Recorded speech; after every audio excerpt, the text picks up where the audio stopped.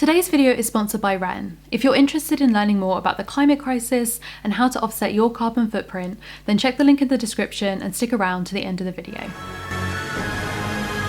The MCU has had a, let's say, less than abundant list of queer characters in their movies and shows so far.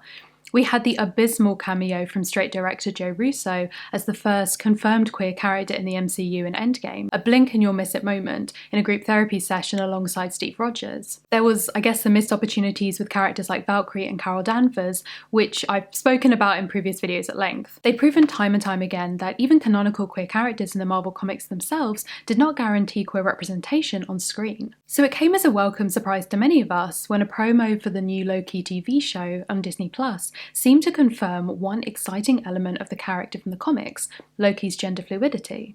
The promo showed a dossier, only briefly, but on it, undeniably, was canonical information about Loki.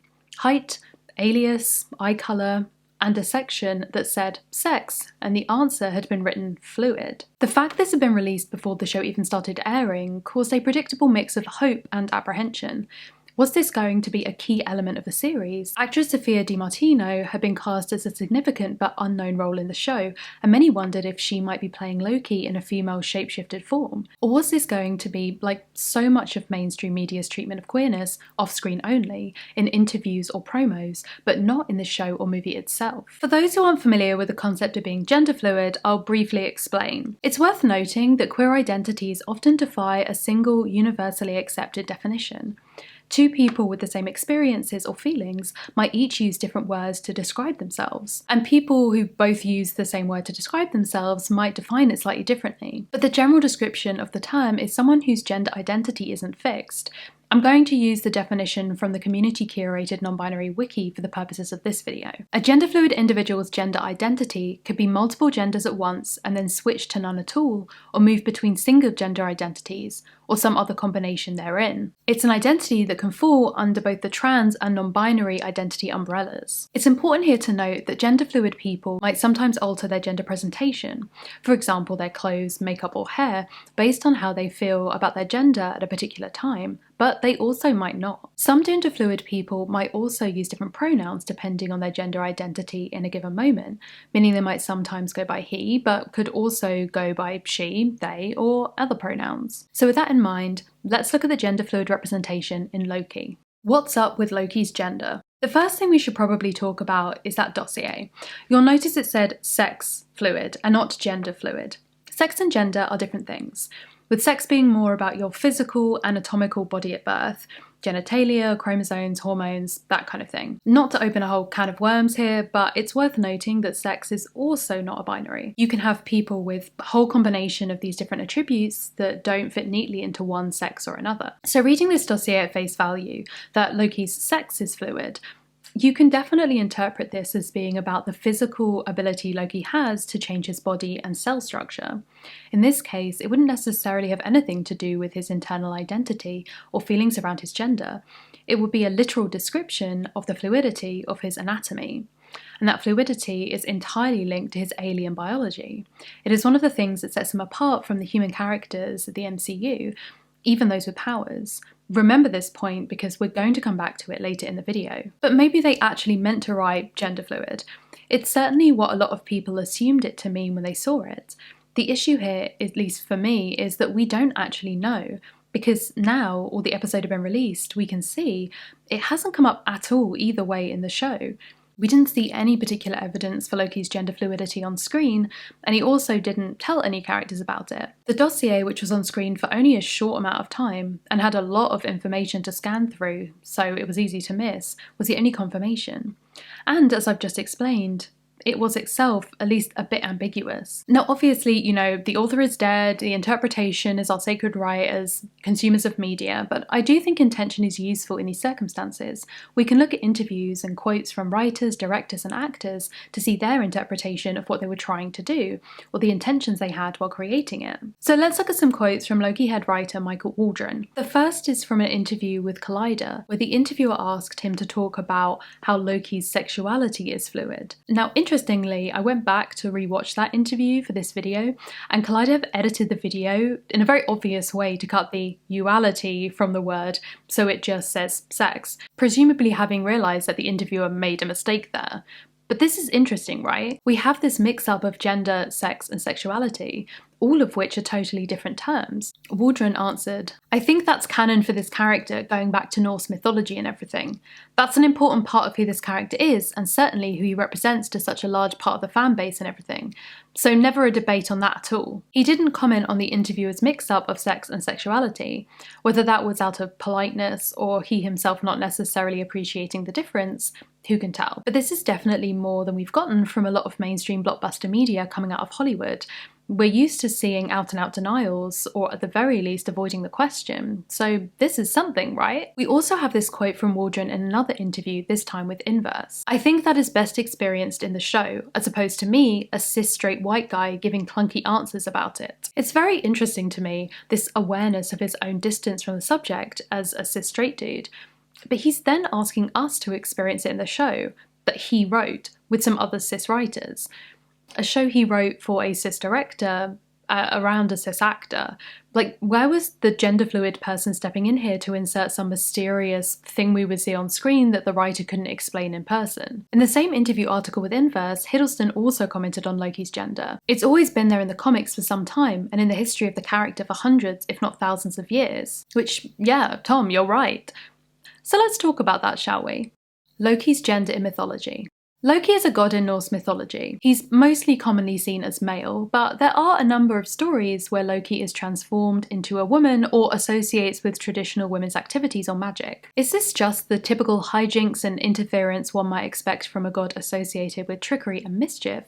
Or does it say something about Loki's gender identity? Let me take you through some of the stories. So in one tale, Loki is said to have lived as a woman for 8 years on Earth, specifically taking on the life of a milkmaid, sleeping with a man, and bearing his children. This story is told by his father Odin during this hardcore roast battle of the gods, specifically because it was meant to be an insult. In Benjamin Thorpe's translation, Odin says, "Now that, methinks, betokens a base nature." In the same story, Loki responds back to Odin about the time Odin spent on Earth as a female seer or Vala, so apparently impersonating female humans is not just a Loki thing. But this isn't the only time Loki takes the form of a woman in mythology. He turns into a woman to trick Frigg, Balder's mother, so she will unwittingly reveal her son's only vulnerability to mistletoe. After orchestrating Balder's death using this mistletoe, Loki then transforms again into the form of a giantess as part of a plan to stop Balder from returning back to life. Both of these examples are about trickery, but Loki could just as easily have turned into a man. One of the most well-known examples, I'd say, is the one where Loki turns into a lady horse and gets pregnant and then gives birth to a massive 8-legged horse baby. He turned into a horse for a pretty good reason that was kind of his own fault. But did he need to have sex with the actual horse and then carry and birth a baby horse as part of this plot? But probably not. Another classic example of Loki doing just utterly unnecessary things in order to wear a dress is the story of Thor losing his hammer to a giant who asked to marry the goddess Freya in exchange for returning it. Freya is having none of it, so it's suggested that Thor dresses up like Freya and pretends to arrive ready to marry the giant, only to steal the hammer back and return victorious. Loki, of course, volunteers to accompany Thor as his handmaiden. This could easily be seen as some fun, drag humour in mythology, but it's noted by academics that the language used to describe Thor and Loki and their disguises is different in key ways. When Thor dons his disguise, he is still very much a man in women's dress. But Loki's change of sex is no mere change of role and clothes, but a biological transformation. When they are both in female dress, Thor is consistently given masculine titles, so that we are constantly reassured of his maleness. Loki, by contrast, is called the very wise serving maid, as if he has actually become female. Since this conversation around the gender of Loki in the MCU has been ignited, we've seen a ton of people online asking if the original Norse character is also gender fluid, and there have been mixed answers. It's clear that the word itself would never have been used in the original myths and stories, not least because they're not in English. When we're looking at mythology and old legends, we're projecting our own modern ideas of gender and sexuality onto those characters. They're subject to things like cultural ideas of gender at the time, language barriers, and translation interpretations. But that doesn't mean that we can't see Loki as a potential non-binary or gender-fluid figure in mythology by today's understanding, or that non-binary and gender-fluid people can't see elements of themselves in these stories. Disguise versus self-expression. If tomorrow you woke up to the ability to shapeshift and to change your body, your gender identity wouldn't necessarily change because your internal ideas of your gender don't necessarily match up to your physical self. But what if you'd always been part of a species that allowed that kind of transformation? Would it have affected your sense of gender from the start? Would gender have even been something that meant anything to you? Would it have been as arbitrary as whether someone has freckles or not in our world? Something that's there, sure, but not socially significant in any real way. Not something that might feel integral to your sense of identity. Fictional aliens like the MCU's Loki have very little reason to adhere to modern Western notions of gender. These arbitrary ideas of like what colours or pieces of cloth are assigned to which sex or gender to be acceptable or normal, it all seems a little unimaginative when you're an adopted frost giant baby on another planet, you know? But we want these characters to be relatable, to feel human, and familiar ideas of gender are part of what many associate with being a normal human, so we give the aliens the people genders. If we see Loki as a being that is able to change his shape at will, including his sex, can we still view him as genuine, realistic, gender-fluid representation? Or is his experience too far removed from the real gender-fluid experiences of actual people today? How do you tell the difference between a character who's a trickster god who changes their body for laughs, or a disguise, or just because they can, and one that does it as part of their gender identity? We see this discussed, interestingly, in that classic modern bastion of mythology, the Percy Jackson books. In the book The Hammer of Thor, Alex, who is actually Loki's child in this story, describes her own gender fluidity. That's the irony. I can look like whatever or whoever I want, but my actual gender? No, I can't change that. It's truly fluid, in the sense that I don't control it. Most of the time I identify as female, but sometimes I have very male days. Loki's gender in the Marvel Comics. Arguably the best representation of Loki as a gender-fluid figure is in the Marvel Comics themselves. In a 2008 issue of Thor, Loki takes on the body of Lady Sif after the destruction of Asgard. This female version of Loki is referred to as Lady Loki in the comics. Lady Loki has subsequently appeared in a number of other arcs, and each time the idea of Loki's female identity has been a non-issue. She still has Loki's mind and personality, but is simply referred to with she/her pronouns. Prior to this, it could be assumed that Loki only used her shapeshifting abilities as a part of disguise, but for many fans, this seemed to cement the powers as being an element of gender identity or expression for the character. In 2014, the comic Original Sin had Loki's adopted father Odin refer to Loki as "my son, my daughter, and my child who is both." In the same comic, Thor and Loki encounter a female society, and when Thor says these are fair maidens, Loki responds with, "So am I sometimes, it doesn't mean I'm safe to talk to." Both of these moments highlight the gender fluidity of Loki and the way other characters acknowledge it as a casual truth. That same year, the comic series Loki, Agent of Asgard explicitly confirmed that Loki is both pansexual and gender fluid. The comic explains that although Loki regularly switches between different forms, they remain Loki no matter what gender they are presenting as. When Loki is presenting as a woman, she uses feminine pronouns, but when he's presenting as a man, he uses masculine ones. The problem with female Loki. So we have this character who is pretty explicitly gender fluid in the source material, and we know that gender fluid people don't necessarily change any part of their outward gender expression to match their internal, gender identity in that moment. So in the Loki show, it shouldn't matter if Loki presents as he always has, right? We shouldn't expect him to change his gender expression to prove he's gender fluid. Well, there's a couple of problems with that logic. The first is that if we were talking about a real person, yeah, they shouldn't have to do anything to prove their gender fluidity. When somebody goes out in the world as a gender fluid person, you may perceive them as a cis man, for example, and they might use he/him pronouns and could absolutely look like Loki does in the show, but they would still be gender fluid. It isn't that the way Loki looks or acts or how he refers to himself makes him less gender fluid to us as an audience. It's that he isn't a real person. He's a character. And the decisions around what he looks like, how he acts, and how he's referred to have been decided by a team of writers. I think it would be beyond charitable to say that they were trying to make a point about like gender fluid people in real life not having to be androgynous, or, you know, that they're gender fluid no matter the pronouns they use. I think it's giving them way too much credit here. I think the simplest answer is probably the correct one, that it was an easy way of appeasing fans of Loki's queerness in both mythology and in the comics, and feel like they were like doing a representation without making it obvious or unpalatable to queerphobic audiences. It lets them feel good about including something while not really doing much about like including it. I don't even necessarily think that they did it in some like thought out conspiracy way, to be honest. I think it's just so second nature at this point in the industry. Think about that quote from Waldron earlier. This is about a show that he wrote, and he didn't have to write any explicit references to the experience of gender fluidity in the script, just have that single line in the dossier, and people would be open to interpret and project their own feelings onto the character. A character is what the writers make them. They're made up of the writers' decisions. And the writers decided something else interesting about the various Lokis in the show. The second spanner in the works is having the character of Sylvie be the only female Loki. And not only that, but have the exchange, "Have you met a female Loki? No, she sounds terrifying." It feels more than a little incongruent to have a supposed gender fluid character who is so strangely scared of the concept of a female Loki, especially as it seems to position female Loki as the opposite of the rest of them as male Lokis. The whole concept is very heavily gender binary based and weirdly misogynistic too, if I'm honest. Interestingly, Sylvie doesn't necessarily seem to be based solely on a version of Loki in the comics.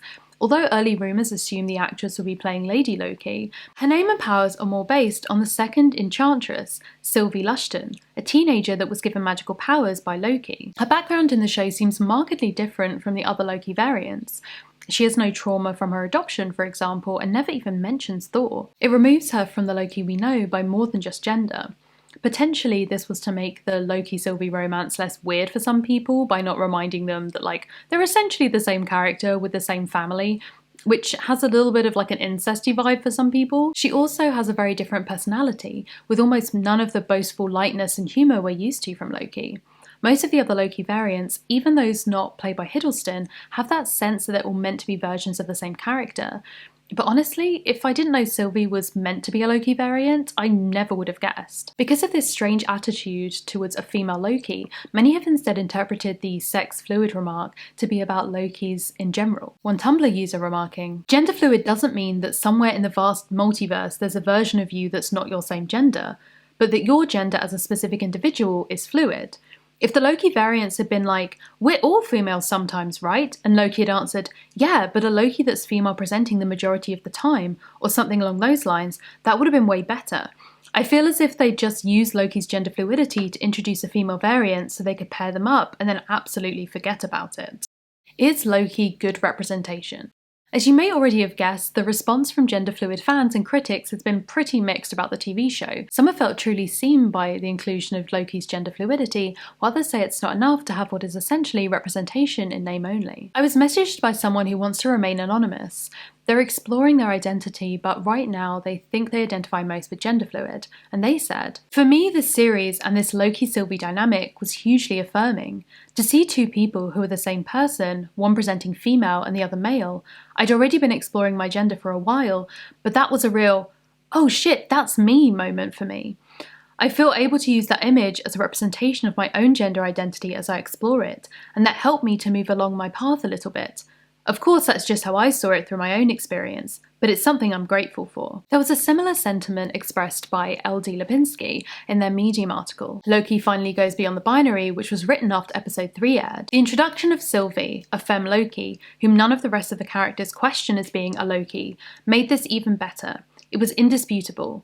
It doesn't matter how a Loki chooses to look, every variant is a Loki. There's no gender crisis or questioning for this mainstream anti-hero. He just gets on with it and the viewer is expected to as well. This kind of utopian non-binary reality that a character can look any way they want, present any way they want, and still be validated in their identity is pretty powerful stuff. However, not everyone felt so connected to the representation in the show. There are a lot of responses, especially after the "have you ever met a female Loki" moment I mentioned earlier, that had people disappointed.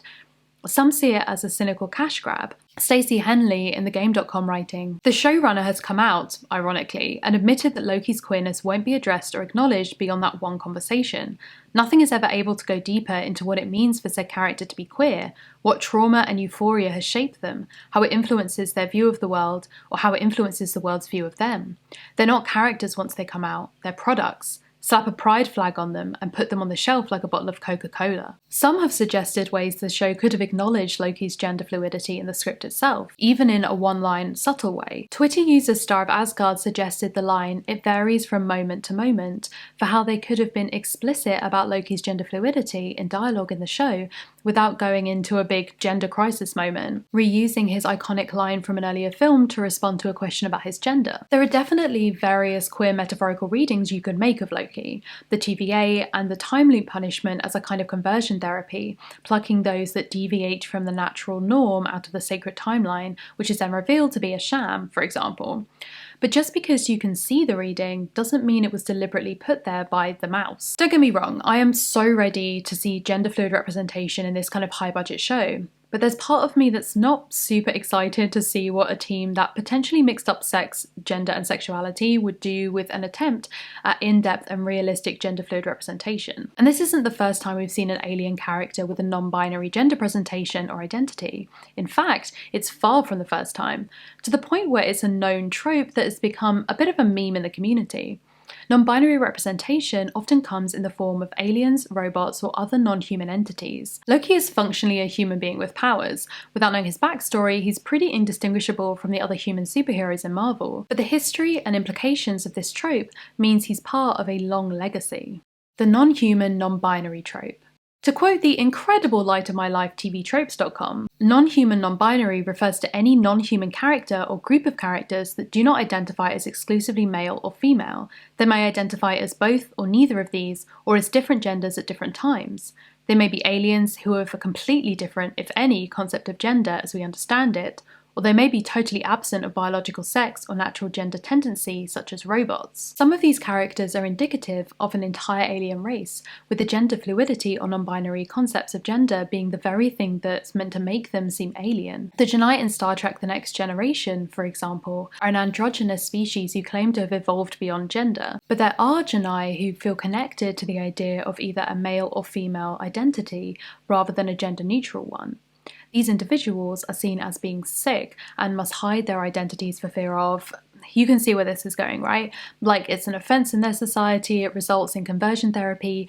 It's not actually a society devoid of gender at all. The world of gaming has had its fair share of this trope too. Flack or FL4K from Borderlands 3, Zale from Mission It's Complicated, for example. In a comic based on the game Overwatch, the writer has said that the robot character Link-17 uses they/them pronouns. You also have characters who straddle the humanity line, like Bloodhound from Apex Legends.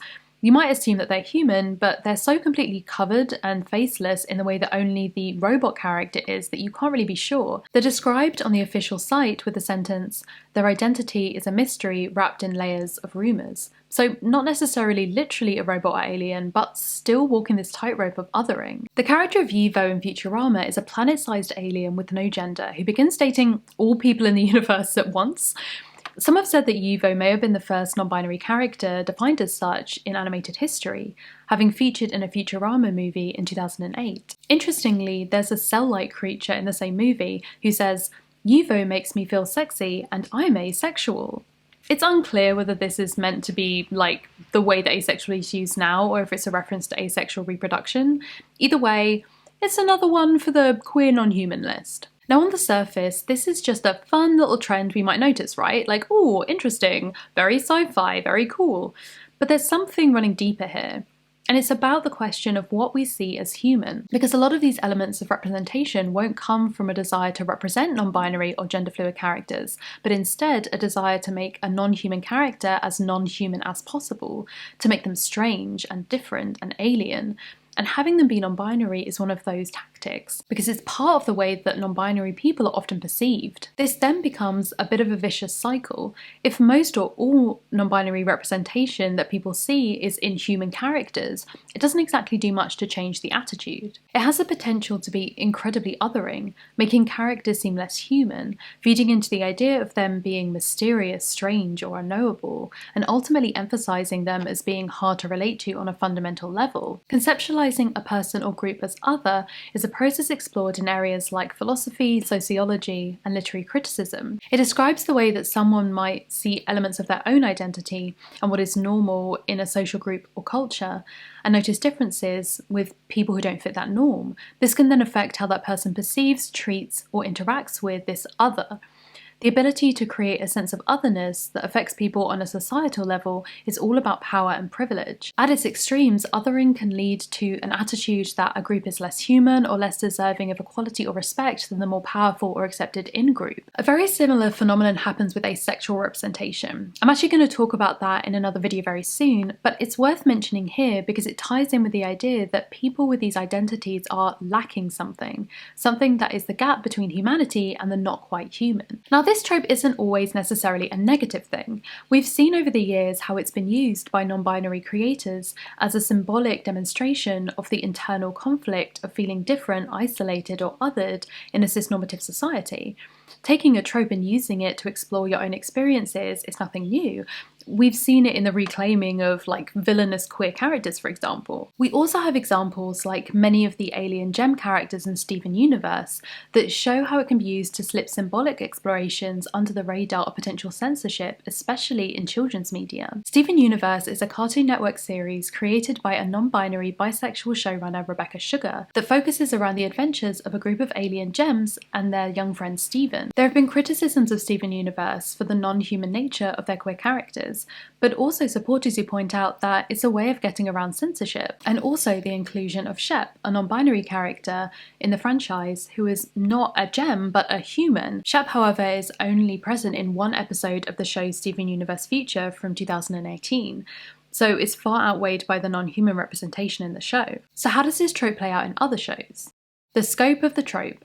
Insider created a database of LGBTQ+ characters, including non-binary characters, in animated kids shows. But when you look at the human versus non-human split of characters, the difference is sharp. They found 259 LGBTQ+ characters across kids animated shows, including main characters, guest roles, and recurring roles. Of those, just 30% of the trans characters identified as human, compared to 68% of the cis characters. This is an indication of the popularity of the trope, whatever the reason for its inclusion. For an identity that already has such little screen time or representation, it hits particularly hard to be so overwhelmingly portrayed using one particular trope.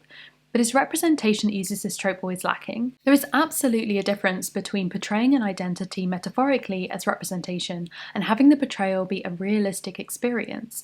But does it matter if it's one or the other? And is there room for both? Let's start with the pitfalls of this kind of non-human, semi-metaphorical representation. For one, real gender fluid people obviously don't shapeshift to denote changes in their gender identity. They may change their gender expression to match the gender they feel connected to in that moment, but they also might not. Arguably, these literal shape-shifting portrayals could serve to heighten the weird or alien perception of trans identities. The word gender fluid or even non-binary itself is often not used, instead linking these characters to a kind of fundamentally strange alien or unknowable experience. Many people have pointed out how the gap between reality and fiction can be damaging. Like Tumblr user Empty Masks, people are misunderstanding things, thinking Loki is only a different gender when he shapeshifts, because you have to shapeshift to be gender fluid, meaning there are no real gender fluid people in real life because you can't shapeshift. Gender fluidity can only exist in fiction. It's hard to discuss real life nuances and experiences when it's an alien in a sci-fi future doing the explaining. A gender fluid user on Tumblr, Scarlet Wiccan, further expressed their frustration with the gender fluid alien trope. The gender-fluid alien falls short of truly representing gender-fluid people. In fact, they box us out of our own narratives by denying our physical embodiment and the more nuanced state of multiplicity that we occupy. The popular TV show reboot of She-Ra had over 20 LGBTQ+ characters during its recent run, including kids animation's first known trans man character, Jules Star. But its non-binary shape-shifting alien Double Trouble was met with some pushback. Having the only non-binary character be an alien didn't sit well with many who had been hoping for something that avoided such tropes from a show that was doing so many good things for wider representation. Creator Noel Stevenson acknowledged this reaction in later interviews. You come into this being like, I want to tell the story with a character that compels me, and then you realise that it's part of this bigger conversation. And that's a really good conversation to be having because it points to the limits of our imagination. Stevenson has since come out as non-binary herself, and this is an interesting element of this examination of representation. In that insider report I talked about earlier, of the 10 animated kids series that featured the most LGBTQ+ characters, trans, non-binary and queer creators account for 65% of that representation. This isn't to say that queer creators can't make mistakes while striving for authentic representation. After all, a lot of these tropes are so ingrained within the history of our community and fiction that it can be hard to break free from that norm. But we should be careful to be overly critical of queer creators who are using it to explore their own experiences and identities in a way that feel authentic to them. Not all queer experiences look and feel the same, and for some this alien robot non-human experience might feel wholly relatable. It's easy to see how this idea of a character who is innately or naturally able to change their appearance at will could be seen more positively as a kind of power fantasy when used by non-binary or gender-fluid writers. There's something that might be pretty appealing in the ability to change gender expression with a thought. At the very least, it could be seen as an artistic or creative way of showing a sense of the inner experience outwardly. It doesn't necessarily have to match up to the human reality of being non-binary or gender fluid. It might be more about the internal feelings being externalized in an exaggerated way. Jacob Tobiah, the non-binary actor who voices Double Trouble, has said, "There's something really powerful about escaping from the confines of having to be a human person when your only lived experience as a human person has been being forced into being a man or a woman in order to survive." There's also the it's just cool school of thought, like aliens, robots, supernatural beings. There's something about that that can just be cool, and that's okay. We can also see the trope as pretty neutral when it comes to pieces of media that also contain human non-binary characters, so their gender identity is not tied to their non-humanness. The Friends at the Table podcast is an example of this in action, with their series Counterweight, including robot characters that use they/them pronouns, and an alien race whose concept of gender is different to our own, but it also includes several human non-binary characters too. When is representation not representation? When you're having to imagine it. A lot of these characters who fall outside of humanity are kind of a case of technically their gender is non-binary, but it's often just phrased that way by the fans with no confirmed comment from the creators or specific identity words used in the show or movie itself. Take Janet from The Good Place, for example. Janet is a feminine presenting cosmic computer program. She uses she/her pronouns, but is constantly reminding the human characters that she is not a girl. In fact, she does this so often that this kind of misgendering and then her cheerful correcting is a running joke in the show. Many people have taken Janet as an example of non-binary representation. She looks like a girl but says she isn't, and shares the experiences of having to reaffirm her identity to people who assume from her appearance what she is. But in the show, the reason why Janet keeps reminding people that she isn't a girl is not because she is a person with a gender identity to affirm. It's because she's a powerful informational database. Janet isn't a girl because she isn't a person. She could just as easily have had her catchphrase be, "not a human," and it would have been making the same point in the show. The reason non-human characters are attached to these non-canonical identities is often because of the trait or attitude specific to them being non-human. It comes back to this sense of othering. The identity is quite literally the thing that makes them the other. It might be useful as a way of exploring feelings of otherness in a queer viewer, but isn't necessarily going to be able to provide a nuanced piece of representation that treats non-binary people with a sense of humanity. Avoiding the problem. I think the real issue is the obvious absence of non-binary humans in pretty much any media. Arguably, this is the only reason a lot of these metaphorical representations are even seen as representation at all. In a world with a wealth of non-binary humans in media, a character technically being non-binary because they're non-human and don't share our ideas of the gender binary probably wouldn't be considered non-binary representation at all, and so wouldn't be commented on and judged as such. There is this piece of writing advice that everyone has probably heard by now: show, don't tell. The idea behind behind it is that you want to avoid telling in fiction. You don't want to simply inform your reader of the information, but allow them to infer it themselves. For example, instead of a character telling us in an info dump exposition like, "I have been so sad since my grandparents died last year," you might describe the physical or emotional sensation of sadness, or have them behave on screen in a way that someone might if they were missing someone. But this can be a little overused. Sometimes it's more powerful to tell an audience a piece of information.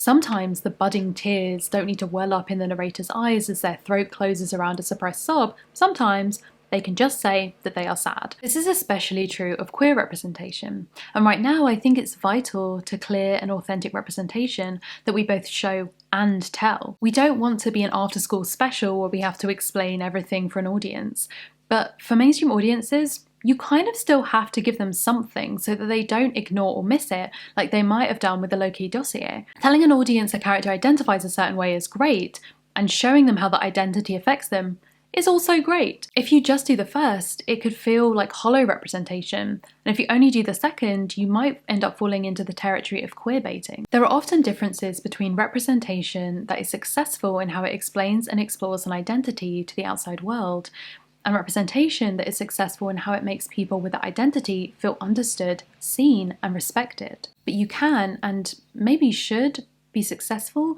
in doing both. And that's what I'm hoping for from Loki in season 2 and other shows and movies beyond that in the future. Thanks again to today's sponsor Ren, who I'm so excited to be working with. Ren is a website that helps you calculate your carbon footprint and then gives you a way to offset it by funding projects that plant trees and protect rainforests. You basically just answer some questions about your lifestyle, and Ren will show you what your individual carbon footprint is and how you can reduce it. And because reducing your carbon footprint to zero is almost impossible, you can also offset what you have left. If you sign up to make a monthly contribution to offset your carbon footprint, you will receive updates from the tree planting, rainforest protection, and other projects that you're supporting. You get to see the trees that you planted and what your money is being spent on. If you're wondering about ways you can help fight climate change, I know it can seem overwhelming, but this is one way you can start helping today. And you can also look at other ways to help, like pushing for wider government action at ren.co. I've also partnered with Ren to protect 5 extra acres of rainforest for the first 100 people who sign up using my referral link, so check it out in the description.